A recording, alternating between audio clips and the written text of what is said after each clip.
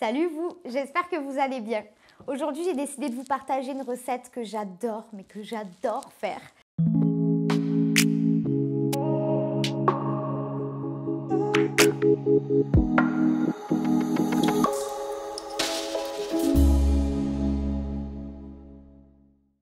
C'est un wok, c'est plutôt une inspiration thaïlandaise, je dirais. Donc quand je suis partie en Australie, après j'ai enchaîné pendant plusieurs mois en Asie, Vietnam, Philippines, Thaïlande et Malaisie. Je crois que j'en ai pas oublié, j'étais déjà partie auparavant à Bali. Et du coup, toute cette cuisine asiatique, moi, ça m'inspire, ça me donne faim, c'est ce qui éveille le plus mes papilles. Surtout que c'est une cuisine qui est généralement assez relevée. Donc là, je vous propose un wok à base de poivrons, de carottes, de brocolis également. J'ai utilisé des champignons noirs. Si vous avez des shiitake, c'est encore mieux. Et j'ai présenté ça dans un petit bol vapeur. Je trouvais ça très sympa. Moi, je ne l'ai pas accompagné de riz, mais je vous invite à, si vous le souhaitez, si vous recevez des amis, faire également du riz thaïlandais cuisson vapeur ou à l'eau directement pour servir avec ce wok. Les quantités que je vous ai données sont pour 3 à 4 personnes, selon, après, toujours pareil, votre appétit. Et ça reste légèrement relevé, donc n'hésitez pas à réajuster selon vous, votre tolérance au piment, si vous aimez, si votre constitution aussi apprécie le piment. Laissez libre cours à votre créativité également. Vous pouvez modifier, ajouter de nouveaux légumes, en enlever. Faites selon ce que vous avez dans le frigo. Je vous laisse tout de suite avec la vidéo. Hop, hop, hop. J'ai oublié de vous dire quelque chose.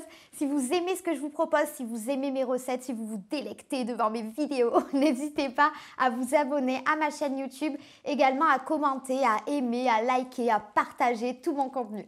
Je vous fais de gros bisous.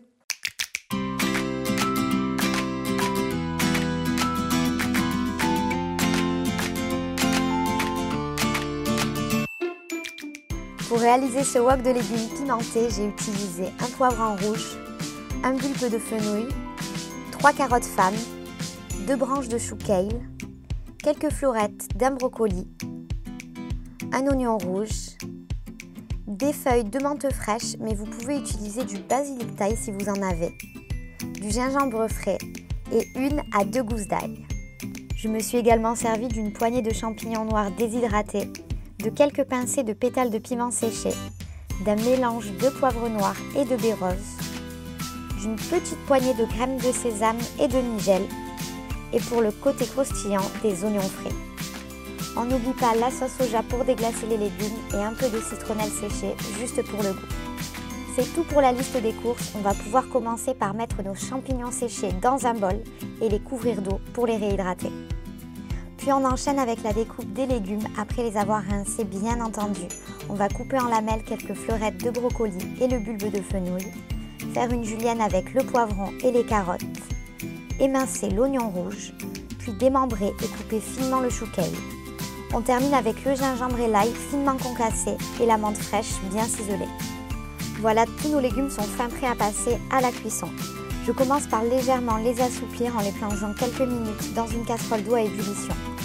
Comptez 5 minutes pour tous les légumes, sauf le chou kale que l'on ajoutera à la fin pour 2 minutes grand maximum.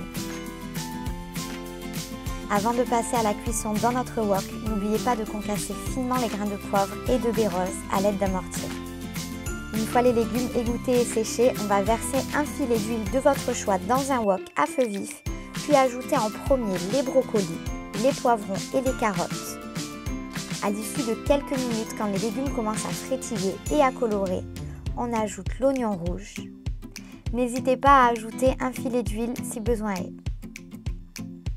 Puis, 4 minutes après, le fenouil et le chou kale. C'est vraiment important que les légumes se colorent mais restent bien croquants. On ne veut pas qu'ils soient fondants, c'est pour cela que l'on enchaîne rapidement. Et d'ailleurs, il est temps d'ajouter l'ail, le gingembre, la citronnelle et les champignons noirs. On agrémente notre wok avec une petite pincée de pétales de piment, puis on déglace le tout avec 2 beaux traits de sauce soja salée. Entre temps, j'ai miraculeusement trouvé des noix de cajou dans mes placards, alors j'en ajoute un peu au pif dans le wok. Et je termine avec un peu de poivre et de baie bien concassés. Cuisson terminée, on peut passer au dressage.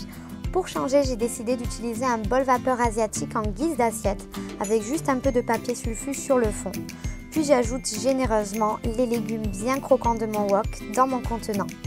Et je termine en parsemant de graines de sésame et de nigel, de menthe fraîche et de mon plus gros péché mignon, des oignons frits.